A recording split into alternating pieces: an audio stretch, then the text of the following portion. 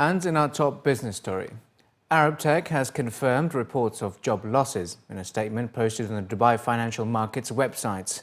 The company denied that job losses ran into the hundreds, but did not specify the number of firings. The statement said that Arabtec has carried out some internal procedures with a view to improving productivity and reducing expenditures, adding that the company is committed to the principles of full disclosure and transparency, indicating that all decisions taken are aimed at the protection of the rights of shareholders and investors. Arabtec shares were down 9% again in early trading on the DFM and were down 6% at 10:30 a.m. The company's shares plunged 48% this month following a decision by major shareholder Abbar to cut its stake and last week's resignation of Chief Executive Hassan Ismail. Dubai has been named the second most popular overseas relocation destination by young British professionals in new research carried out by the De Vere Group. The poll revealed that 26% of its UK-based clients under the age of 35 claimed that China's special administrative region would be their #1 choice for relocation if they were to leave the UK. Hong Kong was followed by Dubai with 23%, New York at 19%, Cape Town at 15% and Sydney at 7%.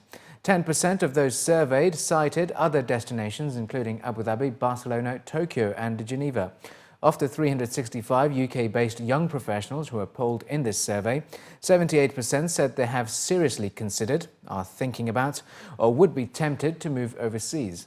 Earlier this month, the UAE was named the world's most popular migration destination for professionals, according to a survey of LinkedIn's 300 million members. LinkedIn, the world's largest online professional network, recently announced the results of a global study that tracked talent migration among its members. From a list of 20 nations, the UAE emerged as the leader in attracting talent, gaining 1.3% as a percentage of its total workforce in a 12-month period. The UAE leads the GCC as the largest exporter of petrochemicals and aluminium to non-Arab African markets, according to a study published by the UAE Ministry on Competitiveness of UAE petrochemicals and aluminium exports to non-Arab African markets. According to the report, the UAE's aluminium and petrochemicals exports to African non-Arab countries in 2012 stood at $6.5 billion, accounting for only 1.8% of their total imports, which stood at $352 billion in the same year. In 2012, 5 African countries, including South Africa, Nigeria, Mozambique, Ghana and Angola, received 61% or $3.9 billion of the UAE's total aluminium and petrochemical exports to the continent, with South Africa at the top of the list with $1.08 billion, followed by Nigeria with $1.03 billion. More specifically, the study indicates that the UAE's petrochemicals exports to African non-Arab countries stood at $249 million, accounting for 2.6% of their total imports of $9.5 billion. The study also ranks the UAE as one of the top 10 aluminium exporters to the non-Arab African countries. In 2012, the 5 African countries imported $1.8 billion of aluminium, or 73% of the continent's total imports of the material in the same year. The UAE's aluminium exports to South Africa, Nigeria, Mozambique, Ghana and Angola stood at $38 million in 2012, or 1.5% of the total exports, valued at $2.6 billion in the same year. And ADNOC Distribution has announced that starting June 29, 50 pounds LPG cylinders will be retailed across its service stations in the Emirate of Sharjah, Ajman, Al Quwain, Ras Al Khaimah and Fujairah.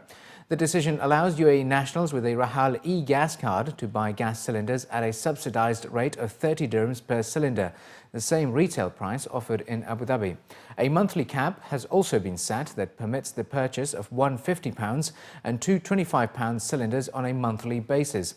The move articulates the directive of His Highness Sheikh Khalifa bin Zayed Al Nahyan, UAE President and Chairman of the Supreme Petroleum Council, and the follow-up of His Highness General Sheikh Mohammed bin Zayed Al Nahyan, Crown Prince of Abu Dhabi and Deputy Supreme Commander of the UAE Armed Forces, as part of the vision to provide seamless convenience to all citizens of the UAE.